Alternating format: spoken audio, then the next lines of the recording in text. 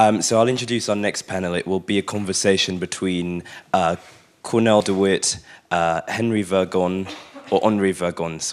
and Elisabeth Lalouschek. So I'll introduce them all individually. It's a very illustrious panel. We're thankful to have it because it will be speaking specifically about the conditions of the market for African art, and obviously Forum coincides with 154, and they're informed by one another. So Cornell DeWitt, who's our moderator here, since co-founding one of the first online galleries in 1995, Cornell DeWitt has also owned and operated an eponymous gallery in New York, acted as a director of a major international gallery, curated exhibitions, advertised public collections, and dealt with the primary and secondary markets. He has a master's degree from New York University, where he also served on the faculty. In his role as Vice President of Business Development, DeWitt's focus is to develop ArtNet's unparalleled market reach and knowledge into improved performance for its clients and partners. We're excited to have Cornell. And he'll be in conversation with Henri and Elisabeth. So first I'll introduce Henri. Henri Vergon is the founder and director of Afronova, which is showing upstairs in 154 on the East Wing, a Pan-African gallery for modern and contemporary art based in South Africa.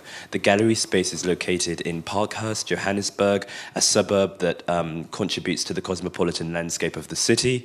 Afronova presents exhibitions of modern and contemporary art from the African continent, and represents many artists, one of which is Billy Zangewa, who participated in the forum yesterday.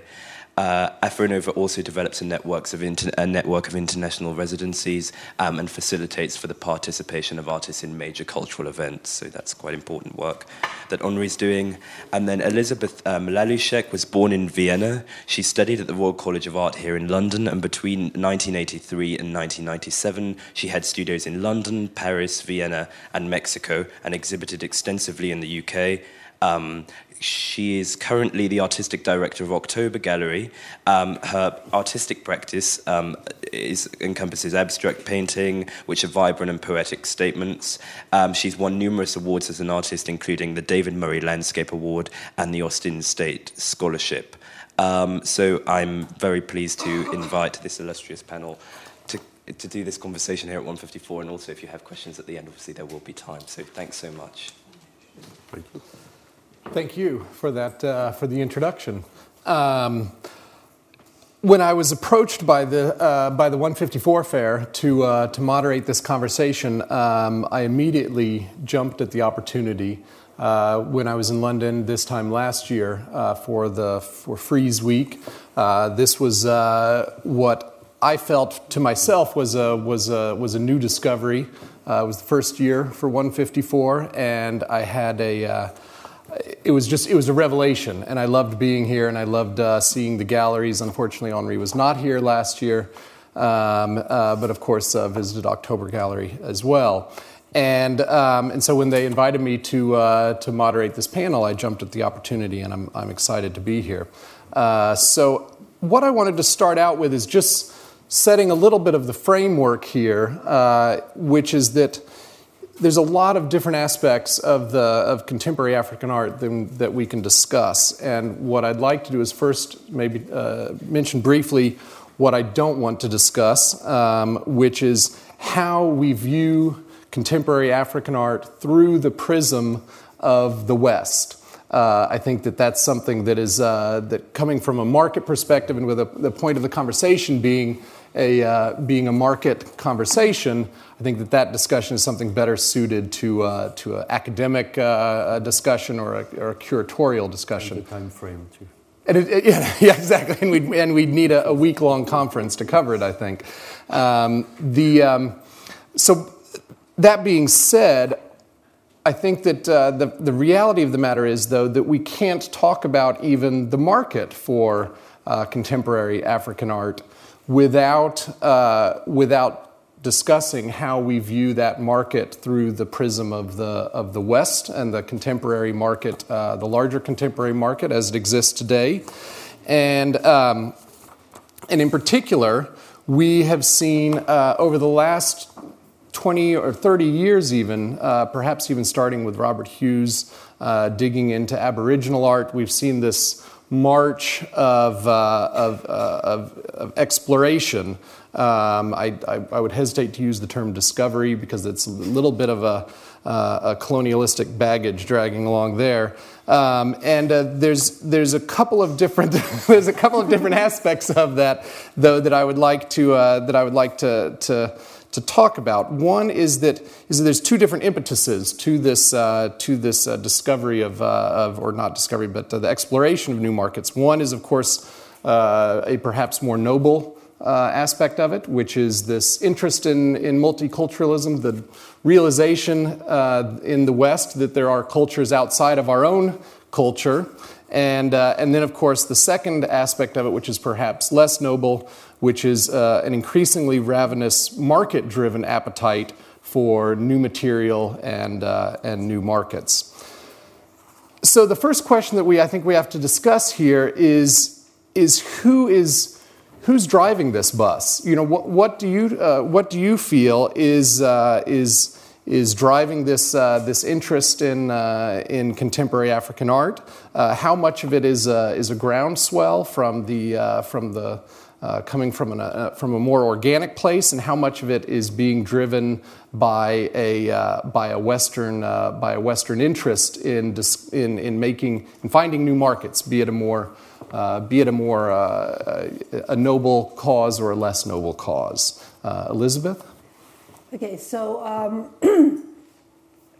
I just want to go back to the beginning somehow, and tell you a little bit about the kind of work we've been doing in order to kind of contextualize this question a little bit. Right.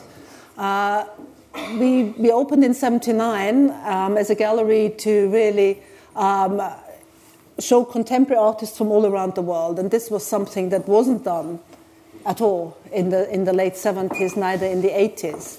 And beginning sort of already in the 80s, but more forcefully in the 90s, we started to engage with contemporary artists from Africa. The market was very quiet at that point. There was a network that existed, which was a wonderful network. It was supported by institutions that could be museums in the United States with their ethnographic departments, that could be the British Museum, that could be the School of Oriental and African Studies, and a host of different curators in Europe that would really sort of support this work. And there were a number of collectors, and their main focus usually was to create a collection of contemporary African art. There were very few collectors that would collect international art in that sense. You know, there always needed to be that kind of focus. So here in London, and this is where we are based, and that's what I can talk about, is when it sort of ran towards 95, there was an Africa 95 here in London. So there was a little bit of an explosion around London and also the rest of the UK with showing contemporary African art. That kind of subsided again afterwards, but we continued the fight in that sense. At that same time, I was working with Mr. Kawaguchi of the Setagaya Art Museum in Tokyo, who was organizing the first touring exhibition of contemporary African art in Japan, that toured to about 6 museums in Japan. So that was a first at the same time. So we started to build bigger and bigger networks around the world to kind of uphold that. Sort of going through to 2000, you know, things started to sort of move upwards gradually. And from myself showing contemporary art from around the world, I found myself to 90% involved in working with artists from Africa, you know, and because the market started to develop around that. We continued our program, but I myself was very occupied with that particular work. In the 2000s, again, we ran up to Africa 05. Also, Africa Remix was taking place in 05. So again, there was a sort of greater consciousness of contemporary African art developing in London. And in fact, the director of Africa 05 at that time said there might not be a need for an Africa 2015.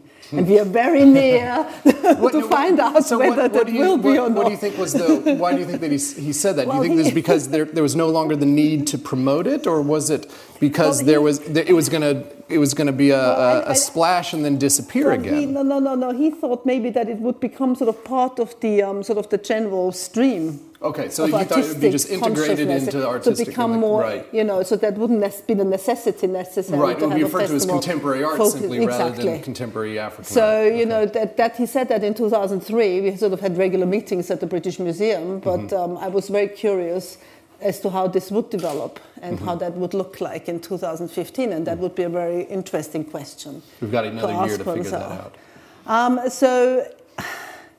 But then there was some individual artists came to the fore, very much to the fore at that time. So it was 2006. People like Lalouschek had started to have a very meteoric rise to stardom. They hit the international scene, particularly in 2007 with the Venice Biennale, and they kind of manifested as real international artists on the international scene. But what happened with this is that a number of art, because the focus was on, let's say, somebody like Lalouschek, you would also see other artists behind him. So that he himself shone a light onto a certain landscape of contemporary African art at the same time.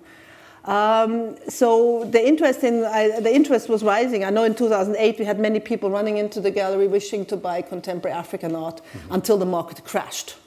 Right. It crashed in the autumn of 2008, and then we got a lot of phone calls saying, is African art still on the rise? And I answered, yes, indeed it is. It hadn't yet reached its peak, so it had nowhere to fall off from. And so we continued, It's a very good point. London saw a number of things, but I can sort of chart graphs when there was a greater interest and a lesser interest in contemporary African art. But this was its own little organic development, at least here in London. That was driven by, I was driven by a greater interest in, let's say, multicultural art. Mm-hmm. It was driven, I'm sure, to a great degree also by the advent of the internet, where everybody could be connected to all different parts of the globe immediately. Right, of course. Not only the curators and interested people, but also the artists.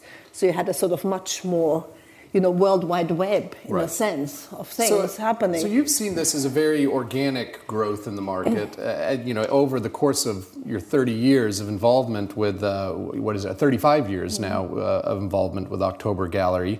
Now, of course, Henri, you come from a interestingly different position, which is that while Elisabeth was here in London working for a nonprofit, but also selling gallery, and was involved with these other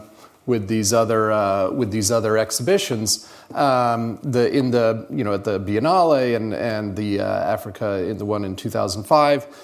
You started out as something of a cultural ambassador in South Africa, correct? And then when you had the opportunity 10 years ago, opened your commercial gallery under somewhat difficult circumstances, and so that you come from a very different perspective of being a commercial gallery, but within South Africa, within Africa. So can you speak a little bit about how that developed, and again, speaking to Elisabeth's point about the role? A very different history. Right. And I was still wearing shorts when you were already quite busy promoting the art from the continent. But first, just wanted to thank everybody here, and mostly the organizers of the art fair, Koyo Touria, and all the team who really put an incredible platform together. And this is actually really fostering the benefits of all the actors, all the players involved. Very briefly, you mentioned the beginning of my stay in South Africa. I did arrive there as a young consultant to assist the launch of the very last, the latest French Cultural Institute that was opened in the world. It was quite a watershed moment, as it was the first time the foreign affairs from France were in charge of a cultural center, as opposed to the good old cooperation minister, which was really like a sordid affair back then. So it was a chance to do something radically different and to create another relation with the African cultural networks. South Africa being a very privileged space within Africa, because it did already have strong players, theaters, museums, galleries, art critics, magazines, etc. So what we decided to do was simply to rent half a floor and surround ourselves with just a couple of very young people who were not in for diplomatic salaries or anything like that, but were keen to work day and night to actually explore and contaminate, I may say, the existing network. So it was really a different setup altogether. Been busy doing that for a couple of years, and at the same time was in a personal capacity developing some arts festival already, Pan-African platforms. We were very present in the townships. Obviously, everybody knows Soweto, but also in the inner city of Johannesburg, which was quite a no-go zone at the time. That's how it started. Fortunately, after a couple of years, I managed to become a permanent resident, and they accommodate me in South Africa. So I managed to actually start the gallery itself.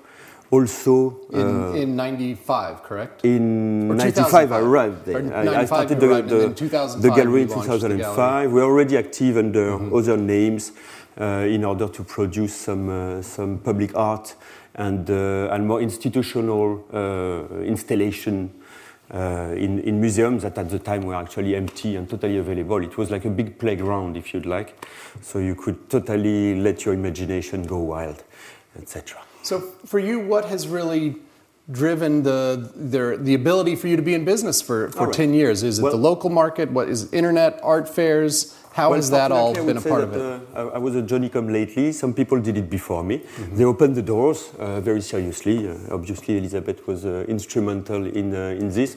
But without getting into mentioning too many names, which would be tiring, particularly in France, I would say, there was already an awareness created around African contemporary art. Also, it's definitely not the same perception as what we have today. We're talking about 20 years ago, the late 80s. So yeah, the way was opened, and I already had access to information through actors like Revue Noire, who extensively published about African contemporary art, or major exhibitions like the Magicians of the Earth in Paris, which was also a very important moment in what we do in our industry.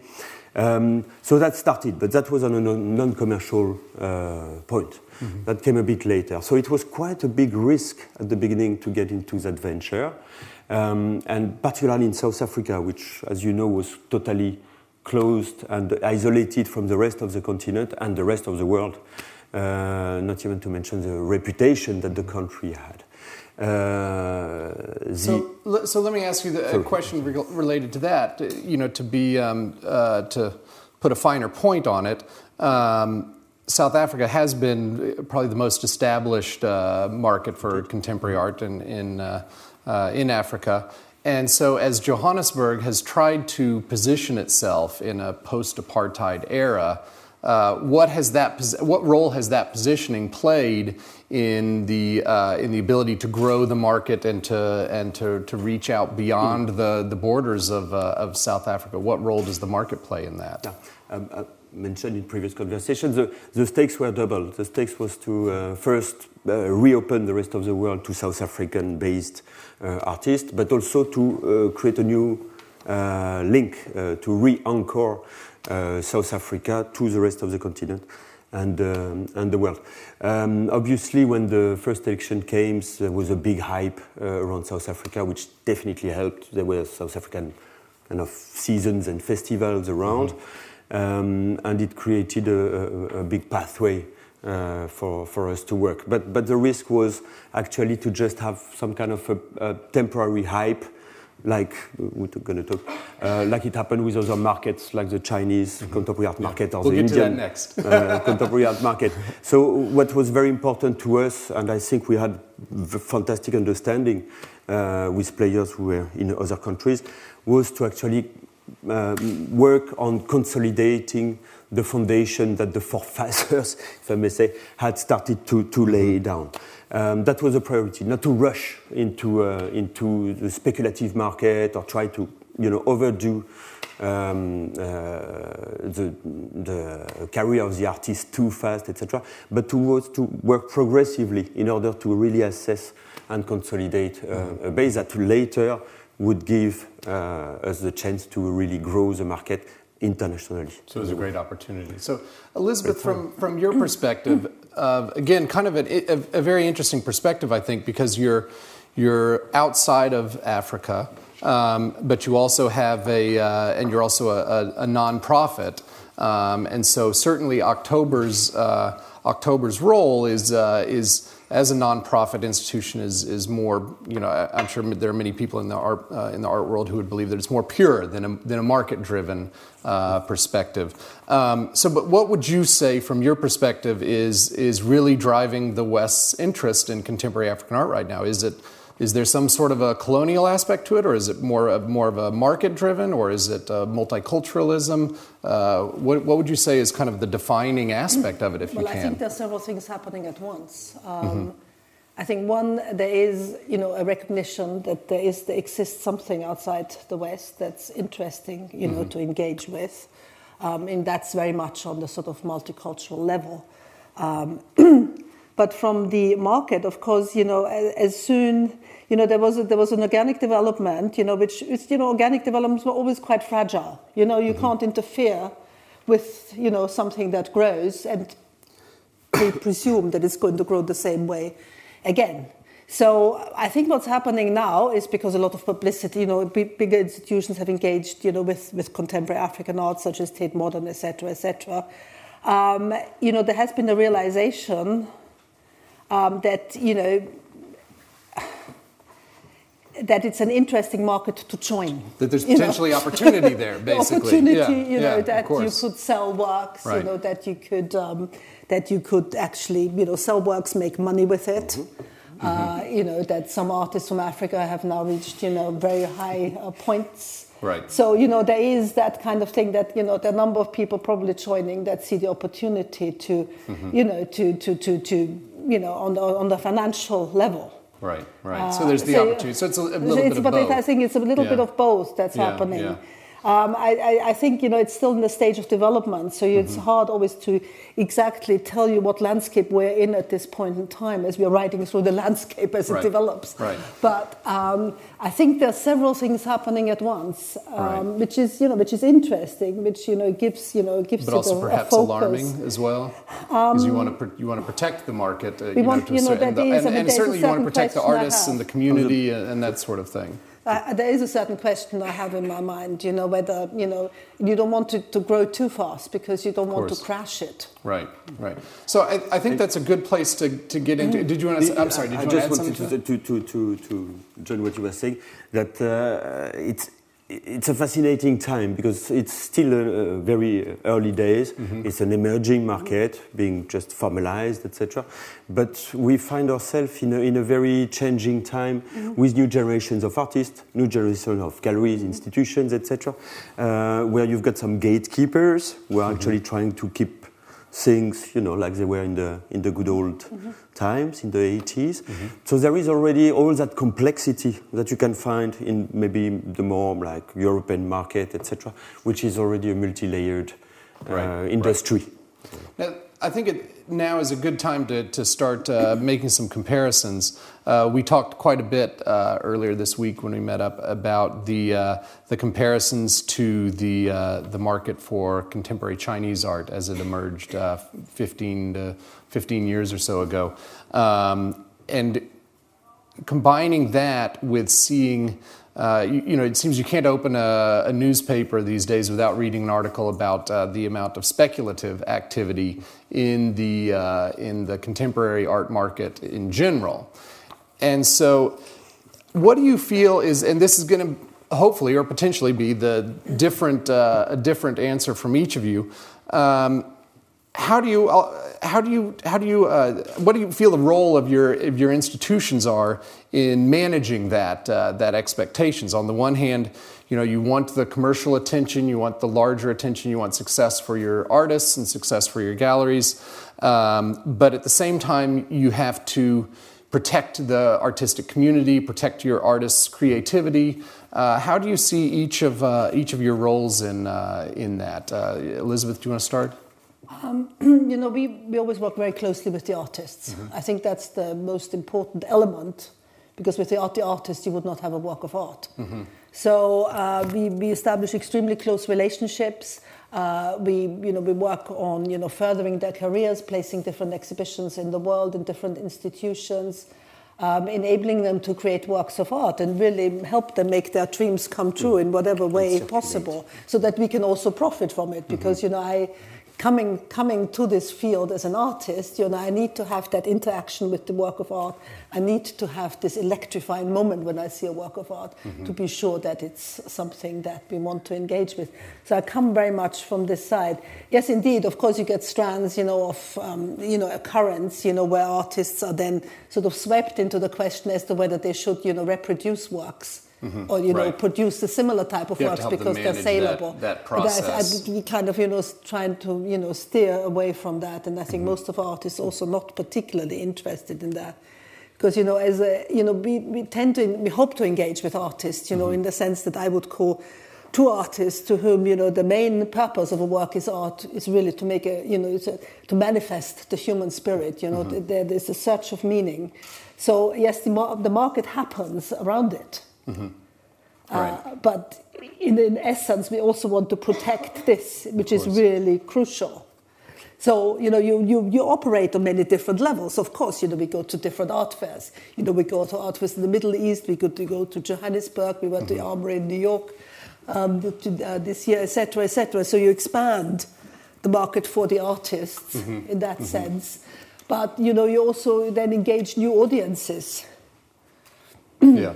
So it's a complex question. I mean, we run. But it is. You feel it's very much your role to protect the creativity, and it's a difficult creativity. But you run a number of parallel lives. Do you feel that we've seen enough? We've gotten to the point where we've seen enough of the risks involved in the market? For instance, comparing it to the. As we saw, we've seen a lot of weakness in the Chinese contemporary art market lately. Do you think that people are learning their lesson and perhaps are acting less speculatively, or do you think there's not a chance of that? I think what I'm worried about is a lot of artists coming up who might not actually have yet reached a level of exposure. So, the audiences or speculators might mix that up with what is true art. So you have that to compete with. Right. So the lines are not clearly drawn, because everybody says, contemporary African art is happening now, but not everything that comes from an artist is necessarily qualifying as exquisite work of art. And Henri, how about yourself from your perspective? Because you have with a commercial gallery, you have a very commercial goal. You're also much more, perhaps, more isolated, being in Johannesburg rather than in London, and so you have more of a need and a drive to get that exposure. How do you balance that? With Elisabeth in that point that we want to have that proximity with the artists. That's the reason why we are based in South Africa. Actually, it might be one of the most indulging countries to work from within the African continent. What do you mean by that, indulging? It can be very difficult to work within Africa. I mean, there are galleries in Abidjan, there are galleries in Mali, in different places, etc. We chose South Africa because it was already a developed place and obviously a very fascinating political background. But the decision to operate in South Africa rather than in Belgium or France was to develop that proximity and complicity with the artist, and that we can grow together rather than just commodify or instrumentalize the artistic production. So that's one thing. Now, as a commercial entity, I think our responsibility is definitely to cover the artist in terms of not trying to extract too much juice too quickly out of them, and definitely keep a strong focus on the quality of the works. And I think that's a big difference with what you were mentioning before of the Chinese or Indian market, where actually they've been trying to rocket everybody out of the blue. Right. So what is it like then to be a contemporary artist in Johannesburg right now? Are they concerned about the market, or is everybody driving? You know, everybody's dropping off their portfolios at your gallery because they want to get the exposure, or what is it like right now, and how do you manage that relationship? It's a boiling environment. It's very much alive. There are many art schools as well. So yes, indeed, there are many portfolios circulating. We again try not to work with too many people. It's not the idea. So we can actually cherish the relationships that we've got with the artist and being focused on what they do. But every artist wants to go around. South Africa has been changing quite a lot in terms of the landscape for that. When I moved in 20 years ago, there were just a handful of galleries and a few international artists, but a lot of practicing. And what about collectors? Are they discovering South Africa now, or is it the South African collectors that are driving it? It took many years to introduce African contemporary art to South Africa. I think it went through publications and documentation and information. Right now, I think the trigger has been pulled, and there's starting to be a bit of a frenzy, feeling frenzy around African contemporary art. What about you, Elisabeth? Do you find that people are coming knocking on your door more and more, looking for contemporary collectors, looking for contemporary African art? Well, certainly we've been working on expanding it, as far as going to the Middle East, etc., etc. So you do increase the pool of the collectors.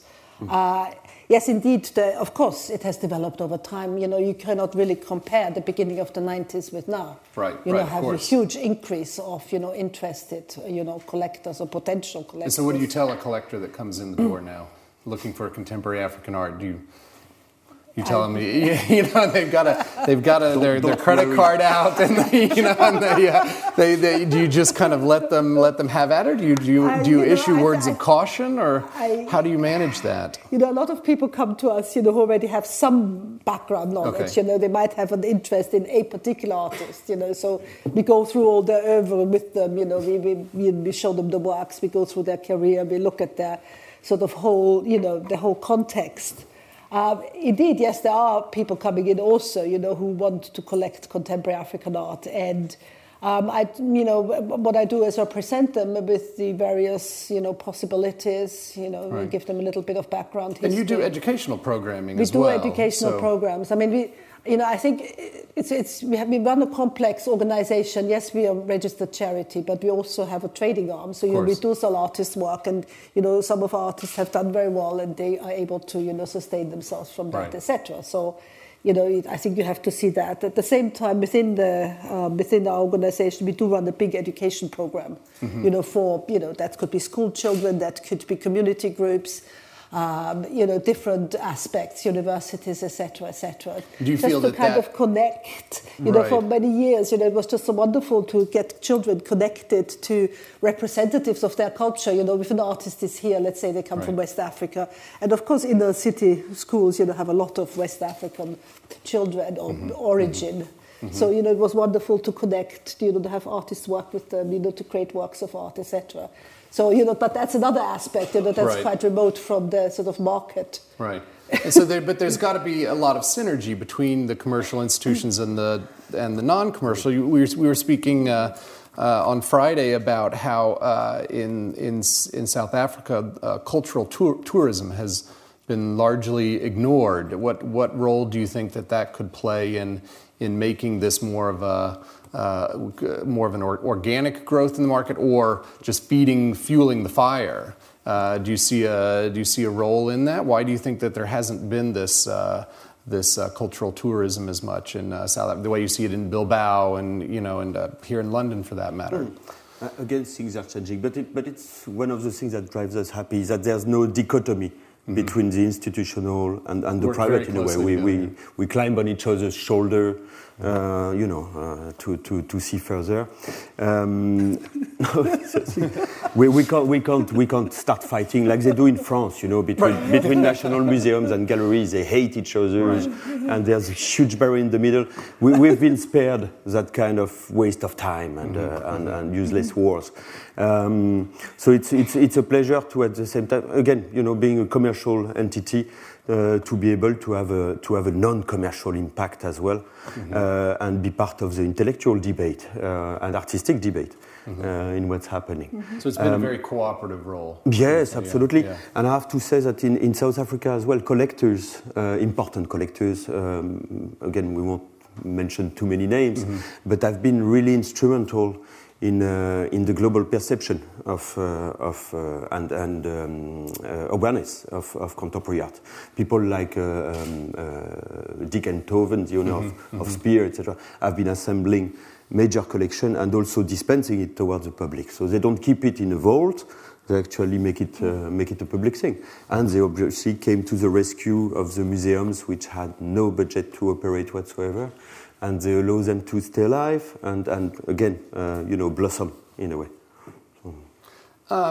So let's talk a little bit then about what comes next. And here's where I think the comparison to the market for contemporary Chinese art is particularly relevant, as we see right now that it's faltering quite a bit, and where I also think it's interesting to kind of loop in a conversation of what has happened in the Western tradition of contemporary art, where for 100 years, wherever there has been a time where the market for the art of the new, from the advent of the avant-garde, and whenever the market has faltered, be it the financial market, of course the art market has faltered, then at the same time, that has been a time when the avant-garde in art has really pushed forward.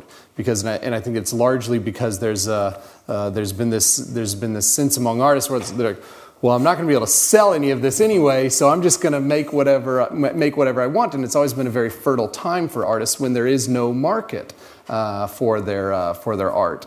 And what I believe we're starting to see the beginning of now with the market for Chinese contemporary art is that now that the market for Chinese contemporary art is faltering, there's a real question of what happens to these artists who suddenly exploded onto the scene. There's certainly, at very least, there's been a winnowing, as we've seen, the most interesting artists, obvious example being Ai Weiwei, really coming to the forefront, and people actually getting to the point where they're going, okay, well, this is really quite important here. What lessons can the contemporary African art market take from that? And do you think, and more importantly, do you think that those lessons are being taken? We've talked a lot about how this growth in the market certainly has seemed to me to be more organic than the market for contemporary Chinese art, because as you've both spoken about, it's come from so many different angles, from Johannesburg positioning itself post-apartheid to this rise in the interest in multiculturalism. It's been a much larger growth. So, in addition to the market then coming in and having a lot of interest in it. So, what do you think happens next in this market, Elisabeth? Do you think that this is that we have something that's more sustainable and perhaps less of an initial growth, and then perhaps you said less of a, as you referred to earlier, there wasn't much of a fall off because there wasn't much to fall off from. But now we're 5 years on from that point in time. You're 6 years from 2008. What is your view of the market now and its future? Well, one thing I want to comment on the artists in particular times you commented on. I think for an artist, destructive forces are always a very fertile ground, because the greater the denying force, the better your work of art. Absolutely. The more that falls around you, the more you can soar. So that's one thing, but that's a comment in itself. I think where the danger lies, is to overexpand the market too rapidly, because unless you also expand the pool of collectors, you're going to end up with a lot of dealers in one place, but the collectors are not growing with it. So you might actually start erasing or eroding the ground. I think this is a point that I can feel that danger at our doorstep at the moment, because I can see more and more, things springing up, more and more people, selling contemporary African art, but I don't know whether the actual pool of collectors is really growing, or what the potential of that is, or whether that should not be taking over a long period of time, because it's not all just going to happen in 2 years. Right. So you think we're at a fairly delicate time. I sense it as being delicate. Yes. Henri? It has to be carefully handled. I would say the pool of collectors has definitely grown. One of the risks is to have monopolies, you know. There's kind of an appetite today to be the biggest collection in Europe or the biggest collection in England, etc., which is not necessarily a healthy factor. Obviously, it's been helping us a lot to open the doors for new generation of artists, but the work has to circulate. It has to be in different hands in order to avoid people to accumulate and then disperse in one go and break the market for the artist, like maybe what's happened in Paris last week. There was an auction of contemporary art with about 110 artworks being sold like that. And unfortunately, I don't think it was very satisfactory. Maybe it was 1 week before the art fair. It was a bit difficult, but that can give a big disservice to the artists and to the players of the industry as well. There's a lot of different stakeholders in the contemporary African market right now, with a lot of different and sometimes conflicting interests. And so, what do you see as your role in that? What is the role of the gallery? What is the role of an art fair like this? What is the role of a collector, an institution, the internet, all of these sorts of things? What do you think is? How do you think the pieces of that puzzle fit together? Well, did you either of you can say? I was talking to Henri, but both of you, I would like to hear from both of you on that, because you both have different perspectives. But Elisabeth, if you want to start.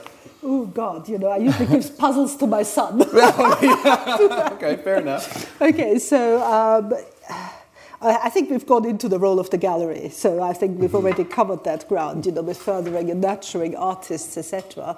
But I think internet, of course, plays a huge role. But I find, for example, the positive or negative?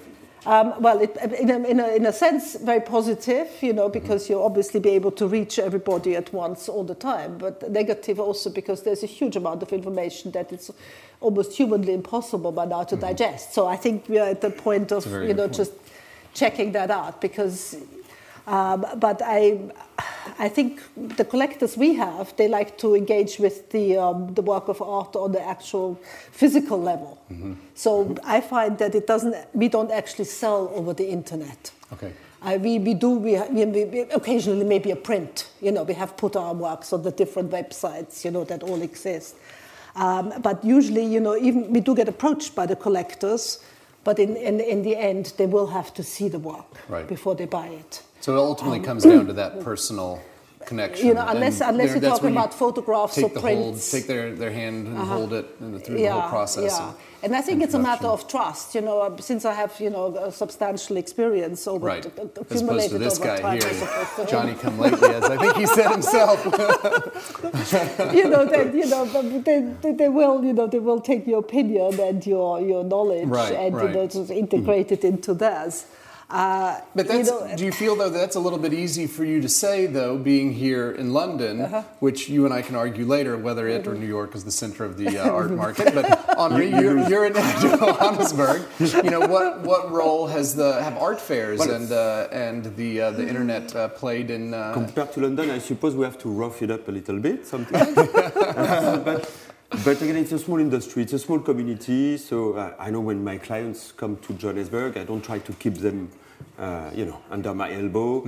I take them to all the other galleries. We have to do that together. We have to show that there is a diversity in the offer, and that we have a common strength. If we start shooting at each other's, we will go nowhere. Right. And this, to me, has to be done in conjunction with the artists.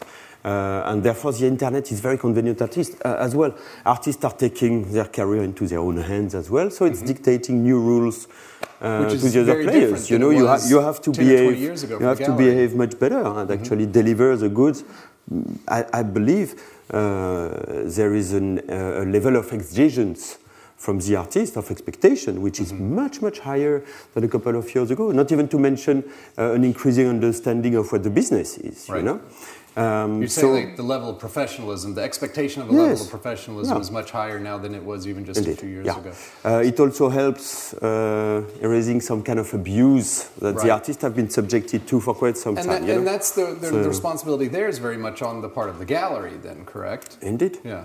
So bringing this back around to, so we'll have time for some questions here as we wrap things up. Bringing it back around to how we started the conversation of discussing what was driving the bus of contemporary African art from the beginning as it developed. How is this going to be driven forward? Is it going to be something where the market is just starting to pull it along, or are you going to be able to maintain this more organic groundswell that seems a bit more stable? How do we bring this forward? What can we expect? Elisabeth, what do you think? Ooh, what a difficult question. So I left it for last. Again, it comes back to, we really like to work with the artists on an individual basis, really to further their career. As to how the market will develop, it's always very difficult to visualize. I think one has to be careful as how one presents the artist, as to one how presents the art, as to where it's going to be, where it is shown. I mean, I think if we had the big international platforms open, not only for contemporary African artists, but also integrating artists from all around the world, that again is a great thing. On Friday, I think it was you who mentioned, maybe it was Henri, you mentioned that the important thing to keep in mind is that we're not in a race here. We're ultimately trying to keep it all together. I think we have come very far. Right, Henri. Yeah. What do you think? How do we move it forward? I think it will be time for the question. You're dodging the question is what you're doing. Look, there are many new players, the second market, an increasing number of galleries. I think we need to give it some time to see who's doing, a progressive work, and I think the artist will also recognize who actually is there for their benefit and who is there for speculation purposes. That's a good point. So there will be a natural selection, and we'll have to work harder. And fortunately, there are good art fairs like this one also to support our initiatives. So, future is bright. Thank you, guys. Questions, Thank anyone? You. Thank you. Oh, goodness. Let's start. We're going to go left to right, if that's okay with the people on the right, or maybe we'll go circular. My name is Mahati Mulebatsi, and I am from the Back Factory, which is artist studios in Johannesburg. My question is to Elisabeth. I have seen you come into the Johannesburg Art Fair over the years, and then there's now this fair in London. My question is, how have you seen the market reacting to the fairs? I mean, has the collector base increased when you first came over the years? And how does the market, the collector base that started with the art fair in Johannesburg and this art fair here, have you seen the difference? Have you seen an increased interest in contemporary art from Africa? That's my question.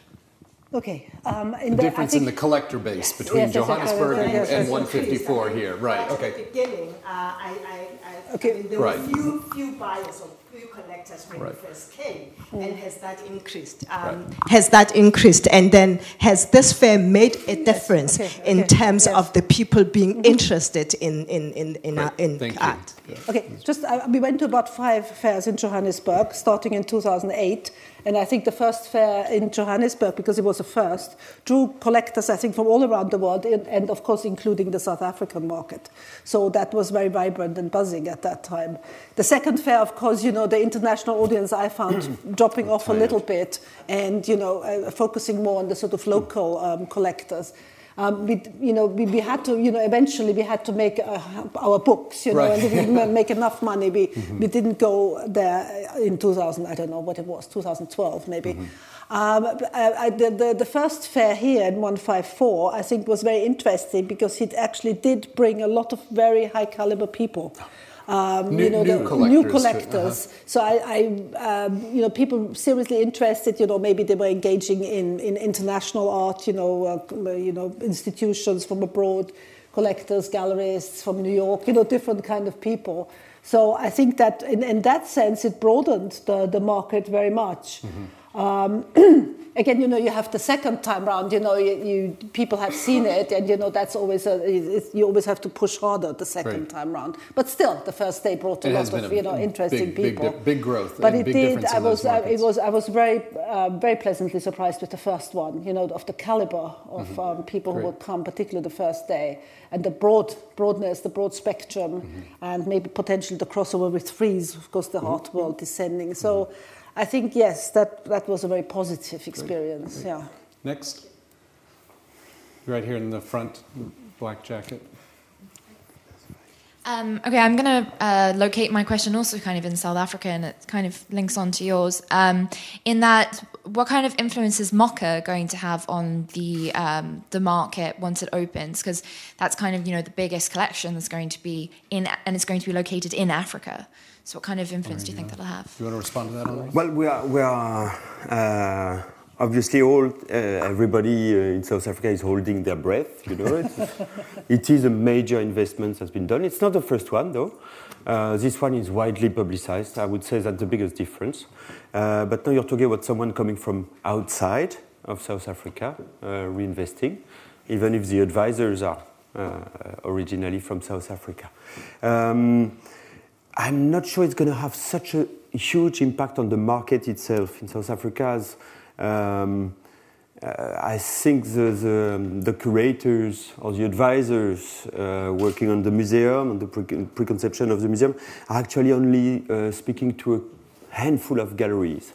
They chose to go only to the big ones. And somehow to give really, that's my perception, it's not the gospel, but to give only the priority to already acknowledged artists.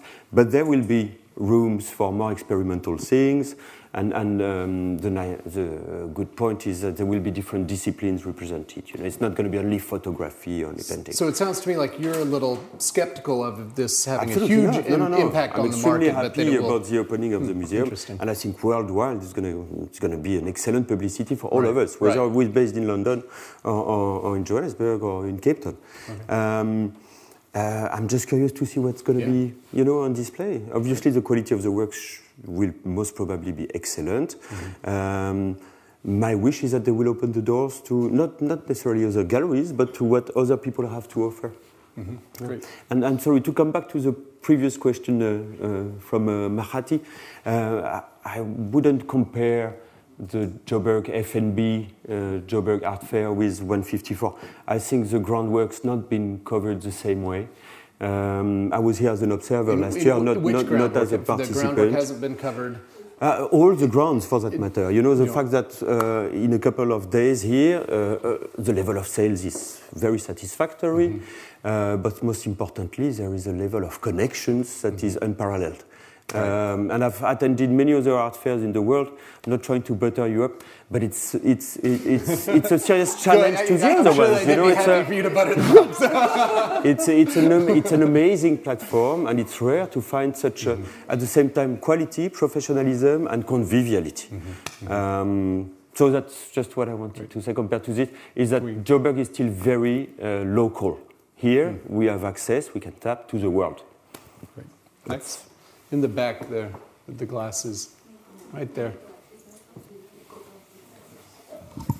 Oh, yeah, the glasses didn't help much, sorry. It's not a stick, it's a microphone. Hello, I'm Jenny Jones. I've got a question, but it's sort of in about 4 parts.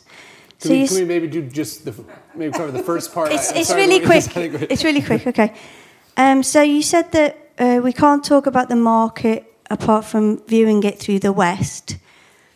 I think that's a bit of I'm skeptical about that. How can you know as Westerners what is good African art?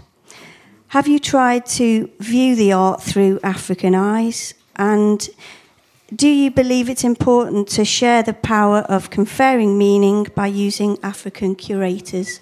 Well, I think those are all very relevant questions, and I do think, and I'd love to get both of your responses to it, if we can. But that's really kind of a separate question from the market question, really. Because the market views what's going on curatorially and from institutions and that sort of thing, and then it builds on that view of it, I believe. But perhaps if you wanted to say something about it from your perspective, having been involved with it for so long. We became a nexus for artists in London, and artists from Africa would travel to us. They would connect us to other artists, and I would be able to see the world through their eyes. So that's all I have to say. So basically, just you see yourself as a conduit rather than as a gatekeeper or a judge or anything like that. Yeah. I want to respond just very briefly. Thank you. I'm Koyo Kuo and one of the organizers of the fair and especially curator of the forum. I just want to tell you that we are trying, it's not just trying, it's very clear to us that we don't look at Africa and treat Africa in an essentialist manner. So there are no true African eyes or non-African eyes. We are dealing with art that is produced within a specific cultural space, and sometimes even not. And if you see the exhibitors here, the galleries come from virtually everywhere, and if you see also in the schedule of talks here, it's not about Europeans presenting Africa; it's about dealers dealing art. And I would very much like to look at it like that and not come into this dichotomy of black, white, and this essentially stuff. It's not part of our program. Thank you. If I may just comment the last time, somehow thank you for your question. I've been a long-term supporter of consolidating African networks within the African continent and trying to develop the market from there. There's been some very difficult time with the Dakar Biennale, with the Bamako Biennale recently, but more due to historical circumstances. After a little while, you realize that you shouldn't be that you should shed that kind of post-colonial complex that you're talking about. It's not about black and white. We've been called the Mlungus in Africa for quite a long time. This is not about that. It's about appreciation and collaborative spirit. Do we have time for one more, Koyo? Someone? Sure. If we have time for one more, then that'd be great. Just following, my name's Robbie-Ann. I was born in Abidjan, Ivory Coast. I come from Uganda. I was brought up here. I helped run the Tulifania Gallery in Kampala in Uganda.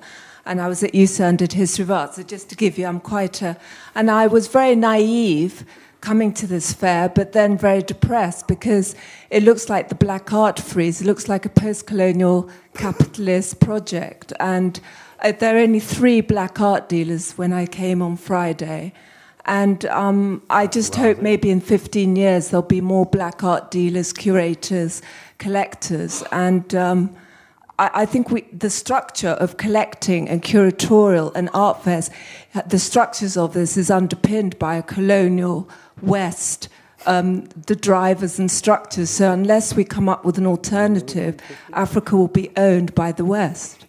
Well, I think, if I could just say briefly, I think your experience of coming to art fairs is shared by pretty much any artist that comes to art fairs. I think that what you're speaking about is a general view that is held by a lot of artists and art lovers when they come to art fairs. Chuck Close famously said that as an artist going to an art fair, it's like a pig going to the slaughterhouse. And I've been involved in the art market in countless different ways for 20 years now. And I'll be the first to admit that, be it dealing with contemporary art from Africa or dealing with contemporary art from Brooklyn, it's ugly. That's kind of the nature of the art market, unfortunately. But I think that I give a tremendous amount of credit to art fairs and to galleries and to institutions and to curators and to collectors. I always try to err on the side of at some level the intention is pure. That we're all here because we love art. I'm a terrible artist. I tried to draw or photograph or anything like that. I'm not smart enough to have a PhD in art history or anything like that. But I wanted to be involved in the art world, and this is where I ended up. And I recognize that it's not the pretty end of the art market. And so I think that, as Koyo referred to earlier as well, of course, it's hard to get away from these kind of views, be it African Western, be it contemporary art or African art, or however you want to look at it. At the end of the day, my hope is that we're all just, we're all art lovers trying to find our way through it, and without trying to get caught up in that. But beyond that, I think that the impetus also has to be on the creators of art and the lovers of art to and the supporters of contemporary art out of Africa, like Koyo, to really to keep an eye on things and to make sure that things are promoted in a way and sold in a way and marketed in a way and that is comfortable for everyone. So, Koya, I think you wanted to respond. I just want to add. I mean, I could say the same thing as I said earlier. I mean, first of all, but to you have to consider that Africa is not only black. I mean, there are people of all. If you want to run the color line, there are people of all shades in Africa, and you have to accept that there are white Africans also. So they will not go back to Holland. It's very clear. So it's part of Africa. So I think it's very important to accept that and to go beyond these color lines and these color consideration. Don't be essentialist. It's about contemplating. It's about the whole kind of network around artistic practice, around its criticality, it's around its promotion. So it's not about, the market is back in the hands of the Westerners. I mean, when you stand in the gallery of someone like Iman Fares, who is here, you will see a white woman. You wouldn't know that she's Senegalese, for instance. So, I mean, you have to go beyond what you see, beyond these color considerations. Yep, I think we're out of time. So thank you very much, Koyo, and everyone with 154. I am an artist. Yes, yep. I think we are here to share the experience with the language of art. This is the point. The market, I think what is the most important is to communicate through this art. You all agree? Mm-hmm. This is the point. And the art can save the world, the image, this is really powerful. It's a really challenge to grow, to cross the mark and the economic, always the time, Thank you. Sorry for my language. It's not very good. I'm sorry. Okay. Thank you very much. Yeah, thank you to everyone. Thank you.